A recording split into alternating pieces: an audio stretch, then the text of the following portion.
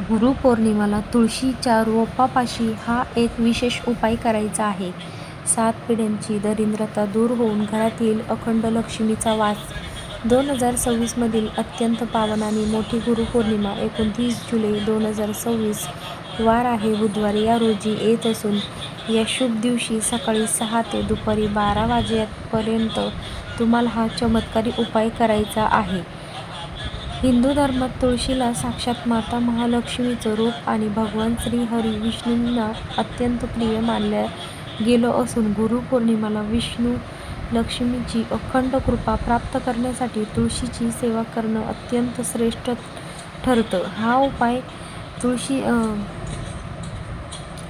हा उपाय करण्यासाठी गुरुपौर्णिमेच्या दिवशी सकाळी स्नान करून एका तांब्याच्या किंवा पितळाच्या तांब्यामध्ये शुद्ध पाणी घेऊन त्यात चिमूटभर हळद, थोडेसे कच्चं दूध आणि गुळाचा लहान तुकडा मिसळून त्यानंतर हे पवित्र जल तुळशीला ओम नमो भगवते वासुदेवाय नमो किंवा श्री स्वामी समर्थ या मंत्राचा जप करत तुळशीच्या मुळात अर्पण करायचं आहे.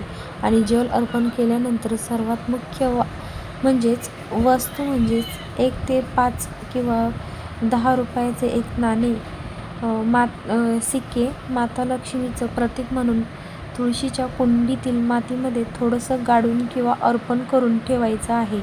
त्याला जल आणि नाणे अर्पण केल्यानंतर तुळशीच्या वृंदावनापाशी गाईच्या तुपाचा किंवा एका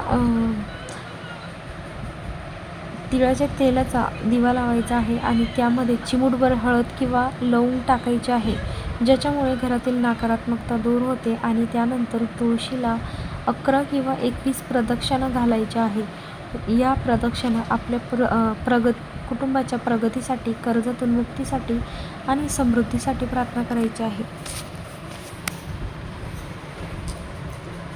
हा एक सोपा आणि वैज्ञानिक उपाय घरातील वर्षानुवर्षाची आर्थिक टंचाई, दरिद्रता आणि दुःखाची सावली मुळापासून नष्ट करून आपल्या संपूर्ण कुटुंबाची भरभराट घेऊन येते.